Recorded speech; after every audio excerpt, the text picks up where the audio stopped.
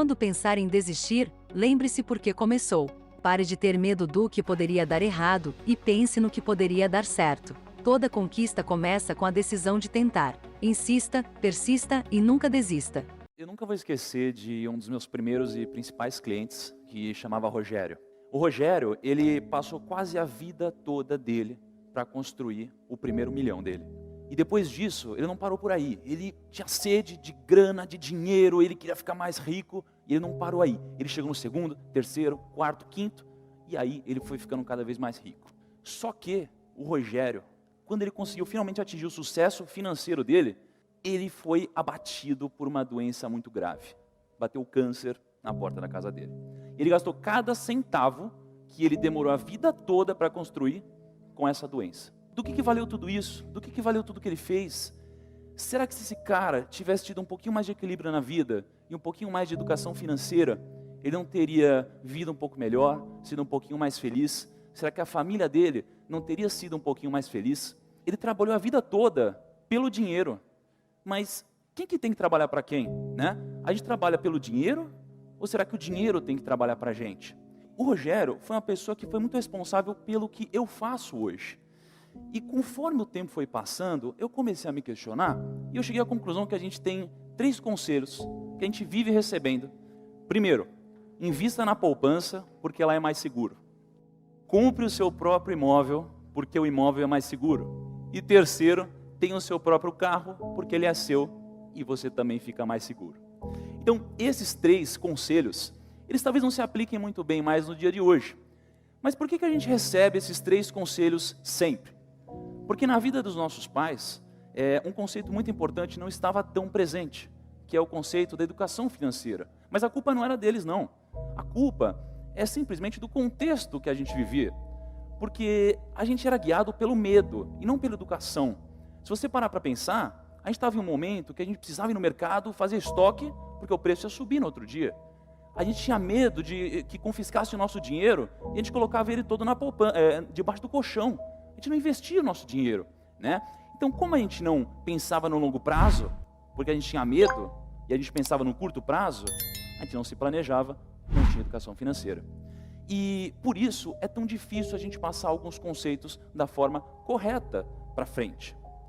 E já que a gente está falando desse tipo de conceito, eu acho que antigamente, talvez eles até se aplicassem. Porque se você for parar para pensar, quando a economia estava meio estranha, começaram a surgir alguns sinais positivos. A poupança, por exemplo, já chegou a render mais do que 1000% no ano. Mas eu fiz umas contas e se a gente tivesse aplicado 100 mil reais há 3 anos atrás, sabe quanto a gente teria de lucro na poupança? 98 reais. Aí você pode pensar, não, peraí, mas rende 7% de 100 mil dá 7 mil reais, como que rende 98 reais em 3 anos? E eu te digo, será que a gente considerou a inflação? Porque a inflação foi tão alta quanto o rendimento da poupança. Será que dá para enriquecer investindo na poupança? Será que se a gente deixa o nosso dinheiro na poupança, a gente está trabalhando pelo dinheiro ou o dinheiro está trabalhando por nós? E por isso eu acho que esse é um mito que a gente tem que tirar. E o segundo mito, o mito do investimento imobiliário, né? Em alguns casos faz sentido comprar o seu próprio imóvel, mas na maioria deles não. Porque se você pegasse o mesmo dinheiro que você poderia utilizar para comprar o seu imóvel, mas você colocasse esse dinheiro em uma aplicação financeira, você teria mais dinheiro em rendimento, você teria mais liquidez, você poderia movimentar o seu dinheiro de uma forma muito mais fácil. Mas claro, lá atrás o investimento imobiliário era muito rentável, porque nos últimos 50 anos o Brasil se formou basicamente. Então, como há 50 anos São Paulo era quase que uma floresta em muitos lugares, qualquer investimento imobiliário subia. Hoje já não é mais bem assim. A gente tem muitos anos em que o investimento imobiliário tem até rendimento negativo. Os meus pais, eles construíram uma poupança para mim, né? E eles passaram quase que 17 anos juntando dinheiro para mim. Todo mês ia lá, colocava um pouquinho, outro mês ia lá, colocava mais um pouquinho. E no final, né, quando eu atingi ali meus quase 18 anos, eu pude ter acesso a esse dinheiro. E quando eu tive acesso a esse dinheiro, aconteceu uma coisa muito curiosa. Meus pais demoraram 17 anos para juntar esse dinheiro, e eu demorei 1 semana para perder ele todo. Eu peguei esse dinheiro e eu quebrei, assim, foi a primeira vez que eu quebrei. Eu peguei isso tudo e eu coloquei na bolsa. Eu tinha um grande sonho de ser aquele cara do Lobo de Wall Street, dos filmes de mercado financeiro, que ficava comprando e vendendo ação o tempo todo. E eu realmente tentei fazer isso por uma semana e eu perdi tudo que eu tinha. Isso daqui me motivou muito a estudar. E aí eu não me conformei. Como que eu pude perder tudo isso? E eu comecei a tirar várias certificações no mercado financeiro. E quando eu fiz isso, eu tinha certeza que eu queria trabalhar no mercado financeiro. Então eu pensei, eu quero trabalhar em banco de investimento. E aí eu comecei a fazer um roadshow de entrevistas em bancos de investimentos. E eu fiz entrevista em todos aqueles bancos que vocês já ouviram falar, nos filmes, em jornais, mas nenhum me abriu as portas. Eu cheguei na entrevista final de muitos deles, mas eu não passei em nenhum.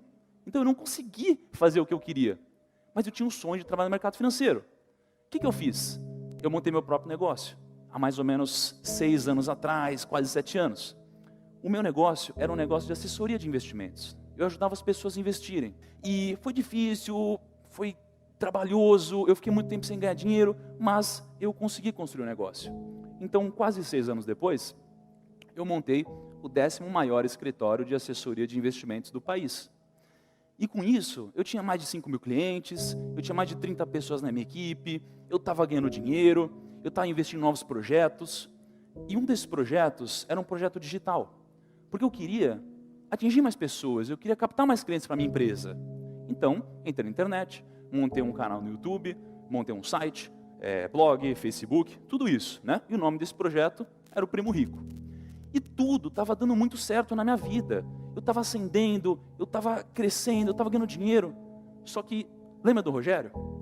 O Rogério foi um cliente muito importante para mim. E o que aconteceu com ele foi que quando estava tudo dando certo, eu recebi uma notícia. O Rogério estava em uma fase terminal. E isso daqui me deixou muito abalado. E aí eu tomei a decisão.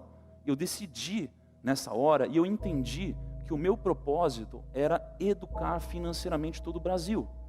E eu vendi a minha empresa. Eu foquei no meu projeto digital. E quando eu foquei no meu projeto digital, eu comecei a produzir muito conteúdo para o YouTube, principalmente. Hoje eu falo com mais de 1 milhão de pessoas por mês na internet, no meu canal.